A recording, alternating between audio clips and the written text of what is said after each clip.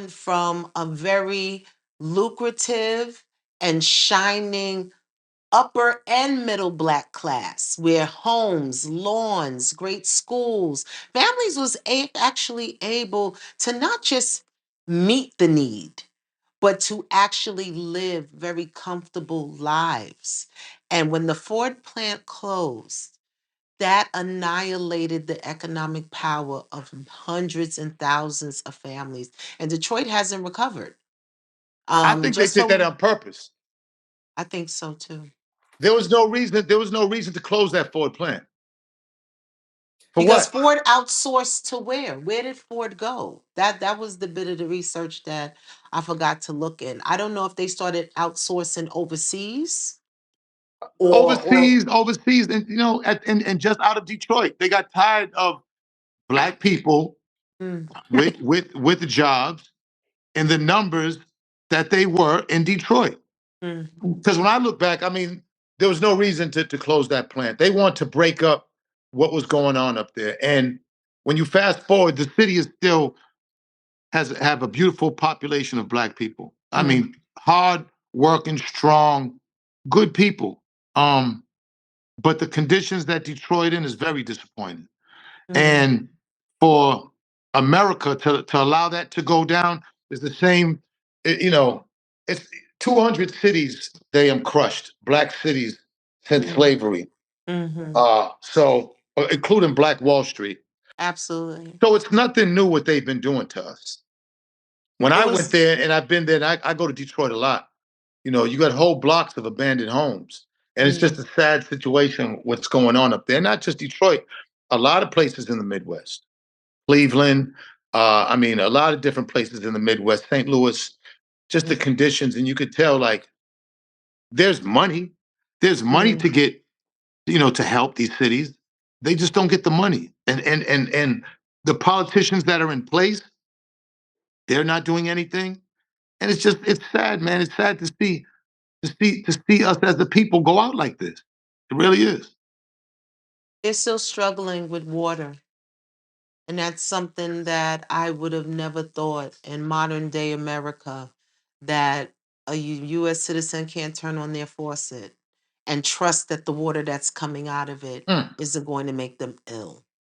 And when we all witness, in other states, we are watching this, I don't think we really grasp not being able to turn on the faucet, not being able to bathe without the hesitation in the back of your mind. 5 to 10 years from now, is my body going to be riddled with cancers, parasites, and all of these things? And that still hasn't been addressed. There's so much in Detroit that is not being addressed. Um, Before your departure, I saw a very short reel of a Detroit native and a power shaker by the name of Trick Trick.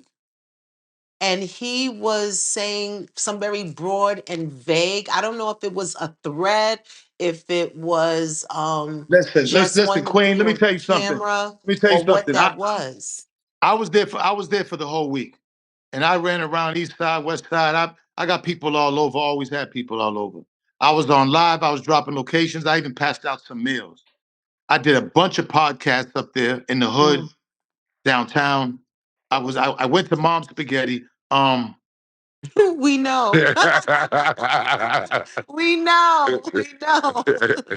We know. I've met Trick Trick here in Atlanta, and it was love the first time I met him. I met him at Lenox Mall, and he was with 4 or 5 guys. I was by myself, and it was nothing but love. I actually shot a movie with his brother. You Mm. know, when I looked at what Trick Trick said, my name wasn't mentioned. Trick Trick could have been talking about anything. It was very vague. Trick Trick could have said that 2 years ago, and nobody would have never about something else, and you would never know. And that's what I Correct. said earlier about the internet. See, I don't get Absolutely. I don't get caught up in what people say because unless they mention Benzino, unless that they mention that with what they say, as far Right. as I'm concerned, they ain't talking about me. I think the big misconception about you, Zeno, is that you're not as loved as you are. I think that's a huge misconception about you. I think that the internet has been quite busy and dedicated to spinning the narrative. One, that you're not who you are and you're not who you say you are. Your experiences aren't authentic, right? Your accomplishments aren't accomplished, and that you are loved from Maine. Let's and you're Boston's son, right? So from the northern seaboard all the way across to the shores of California, you are loved. So when you say to me, when you met the brother in person, it was love, how could it not be? You know, when they see you in Detroit, nobody's thinking about M and this great disc record that you made. This is Benzino. You can't deny that. And I think that's a huge misconception about you, that you are not as loved and appreciated and honored as you are. And I'm gonna be really honest with you. I'm be so honest. That is so, and I'm saying that humbly because it's a blessing.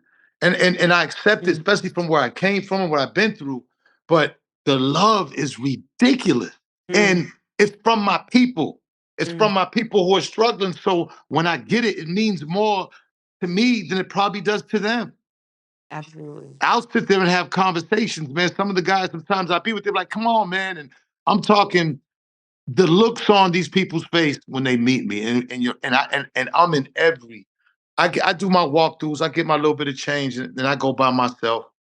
And I swear to God, I've never had security in my life, and the love is ridiculous, and it's from everyone. The older guy, the older woman, Mm, the younger guy, the younger woman, the mid per. It's everybody, and I don't take it for granted.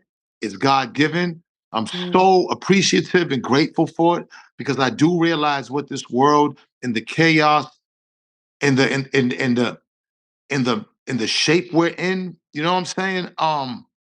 It's it's unexplainable. And you're right. I'm going through Detroit and everybody. I don't care where I'm at, they go crazy, and there's a big smile on their face when they meet me. yes. And I believe that they don't want people to know that as long as they keep, you see, they control the internet. So as long as they keep slamming you with thousands of messages and bots, even if they're real people and it's a narrative, that I can't buy hate when it comes to be outside. I can't buy it. And I'm everywhere by myself. And I'm talking it doesn't stop. If you was with me throughout the day, let's say I woke up and I went walking on a trail. Somebody running on the trail is gonna stop, take a picture, talk. Then let's say I go eat lunch. Somebody's gonna say was then I go to Kroger. Someone's gonna in Kroger. It doesn't, and the work is in Kroger. Then I could be at a light and somebody will pull up. I go to the gas station, a restaurant, a bathroom. It doesn't stop. And there's nothing better on a block. There's nothing better. Mm-hmm. So, you know, that's why I stay outside. That's why I stay with my people. That's why I have no problem with being out there because I realize now there's three worlds. There's outside, there's the internet, and there's what's upstairs in your head. Mm-hmm. And the outside has always been for me. It's Mm-hmm. always been.